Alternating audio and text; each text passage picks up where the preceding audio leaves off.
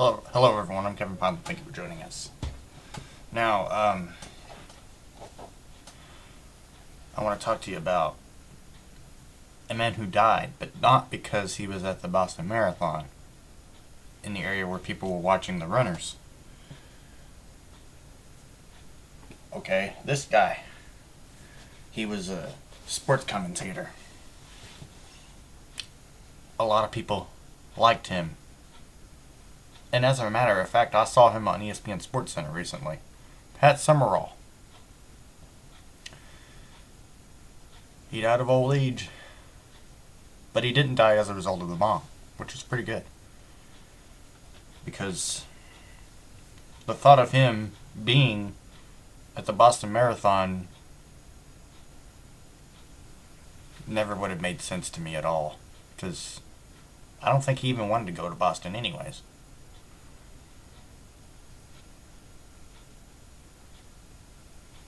And if you're wondering why I'm wearing the Cheers hat, that's because their bar was still in business. They were. Based off the TV show Cheers.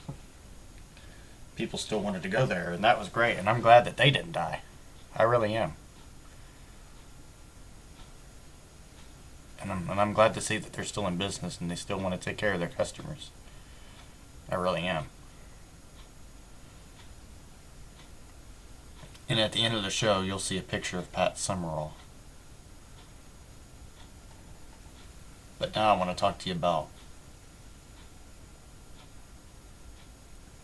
why it may have taken place. Now,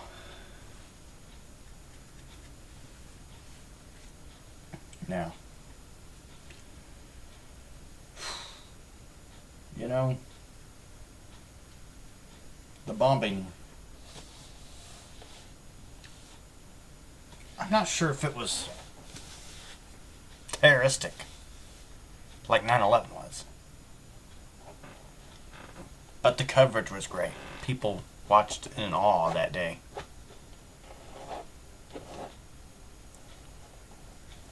People did watch in awe at that day because almost every channel you turned on pretty much covered it. Even ESPN.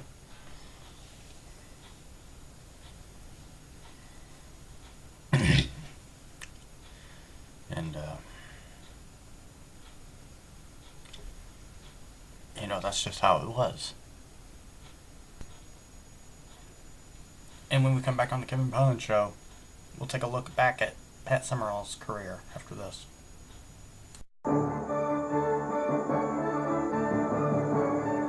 Pat carries on, and with another 49-yard field goal, the Giants win 20-3. That's football's finest place kicker. As a player, broadcaster, and as a person, Pat Summerall untangled life's twists and turns with determination and understatement. Even though he was born with a club foot that had to be surgically straightened, his passion for sports drove him to a career in football. After leaving the University of Arkansas, he joined the Chicago Cardinals in 1953. He not only kicked, but played both ways, scoring his only NFL touchdown as a defensive end. The Cardinals were not what you'd call a class organization. The facility was inferior. It was in a depressing side of Chicago. It was just not a very happy time and not a very happy atmosphere. Plus, we lost all the time. Head coach Joe Stidahar showed his disgust on payday. He'd bring your check to your locker where you were getting ready for practice, and he'd have a little note written on the envelope that the check was in, saying, I always thought you were a gutless son of a bitch. Now, I know it's true. While the Cardinals continued to stumble along, Pat's talent as a kicker caught the eye of the New York Giants in 1958. Going from there to the Giants was like going from the so-called outhouse to the good house. The Giants were on top of the world at that time, and we were a championship team. In order to get to the '58 championship, New York had to beat Jim Brown's Cleveland Browns to force a playoff. After the Giants' final drive stalled, Pat was called in to kick a career-long field goal. much to the dismay of New York's offensive coordinator, Vince Lombardi. Vince Lombardi was dead set against the kick, and he made that clear. And he and Jim Lee Howell actually got into a rather heated argument on the sideline, and Howell just made it clear, we're going for the kick. Charlie Connolly was my holder, and when I got in the huddle and bent over, he asked me, what the hell are you doing in here? And that's another good way to build confidence, I guess. I said, they told me to kick it. So he said, you're kidding. I said, no. It's cold, it's dark, it's wet, and the ball is 49 yards out. Summerall kicks. It's good. The season's longest field goal. The Giants pummel Summerall. The crowd is wild with excitement. Lombardi grabbed me and hugged me, and I thought he was going to say congratulations or something, although that wasn't Vince's style. And he said, you know, you son of a bitch, you can't kick it that far. While the Giants went on to lose to the Colts in what's called the greatest game ever played, the national media attention opened up a post-football career for Pat. Beginning with local radio, Pat eventually earned a spot on CBS TV's #1 announcing team. His partner was Tom Brookshire.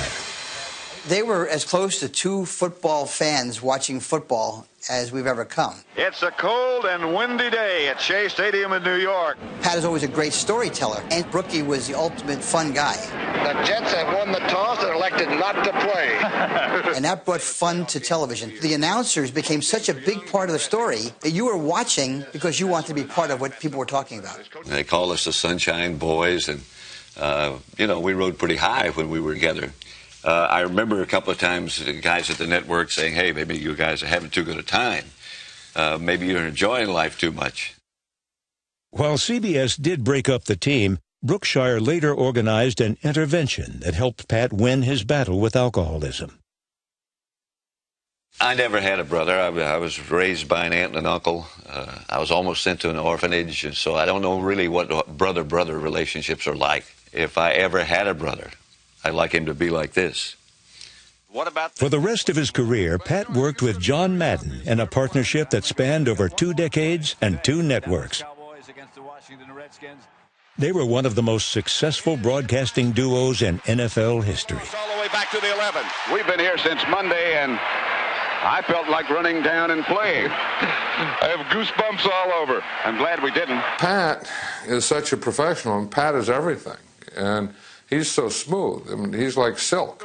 I rant and rave and go off on tangents, and then Pat, in a word or two, can get you, boom, right back, and there you go. He did cut him. His elegance, intelligence, and experience, common sense, and friendship, it's all those things. It's not just that. I mean, he's the perfect guy, and if anyone can't get along with Pat Summerall, you can't get along with anyone.